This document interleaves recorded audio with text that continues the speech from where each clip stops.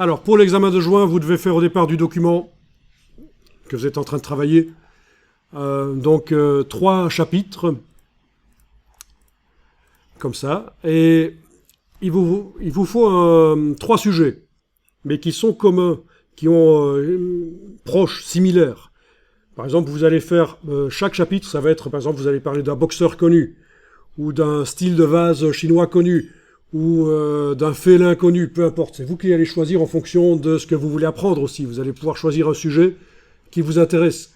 Ça peut être des jeux vidéo d'un même éditeur de jeux vidéo. C'est extrêmement vaste au niveau des sujets. Je fais exprès que les sujets soient vastes. Comme ça, vous allez pouvoir vous cultiver en même temps sur des sujets qui vous intéressent et vous n'avez jamais eu le temps de vous y intéresser vraiment.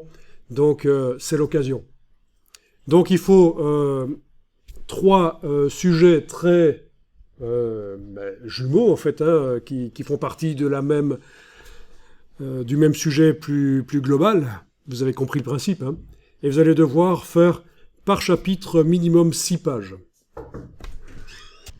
Donc ça vous fait un livre de minimum 18 pages. C'est pas énorme.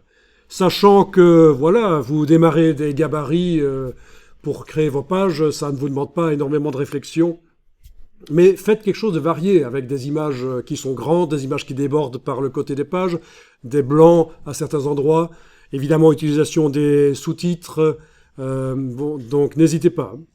N'hésitez pas à intégrer ça. Vous pouvez même aussi utiliser les styles imbriqués. Donc quand vous avez un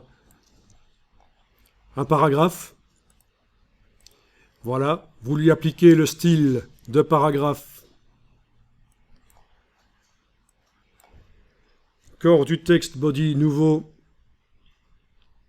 avec titre imbriqué, version 1 avec titre imbriqué, d'accord? À ce moment-là, comme vous voyez, la totalité du paragraphe subit le style de caractère, un style de caractère qui est imbriqué, lequel, quand on double-clique ici à droite du style paragraphe et qu'on va à la rubrique, donc je suis dans le style de paragraphe corps du texte body nouveau, version 1 avec titre imbriqué. Quel est le titre imbriqué? C'est indiqué ici dans lettrine et style imbriqué. Titre de 3e niveau. Voilà. Titre de 3e niveau imbriqué. Et l'idée, c'est qu'on stoppe. On indique où se termine le titre en mettant le curseur et en faisant un clic droit. Insérer un caractère spécial autre. Fin du style imbriqué ici. Voilà. Donc tout ce qui est après le backslash reste dans le style habituel, corps du texte nouveau version 1.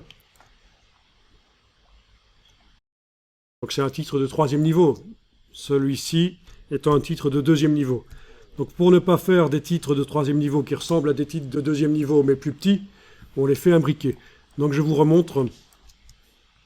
Je mets le curseur texte dans le paragraphe. Je vais lui appliquer le style corps du text body version 1, mais avec titre imbriqué.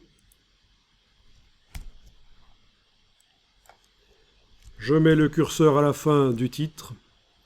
Clic droit, insérer un caractère spécial autre. Fin du style imbriqué ici. Voilà. Après la balise, là, je mets un espace éventuellement, et puis je vais insérer par le menu texte glyphe, je vais insérer la police Zap Dingbats. Donc vous allez devoir à ce moment-là taper ici Zap, touche entrée, et vous avez toutes les choses spéciales qui peuvent servir de balise visuelle de fin de titre imbriquée. Voilà. Après, rien n'interdit d'utiliser aussi ça par copier-coller. Sélectionnez tout ça, la balise après le haut là et les espaces, copier. Allez dans n'importe quel paragraphe, appliquer le style de paragraphe avec titre imbriqué. Et puis à la fin du mot qui est le dernier mot du titre imbriqué, vous allez coller, et voilà. C'est plus rapide. Une fois que vous l'avez fait quelque part, vous pouvez le copier-coller. Il n'est pas obligatoire d'utiliser les titres imbriqués, je vous montre juste qu'ils existent dans le document et que ça peut être sympa.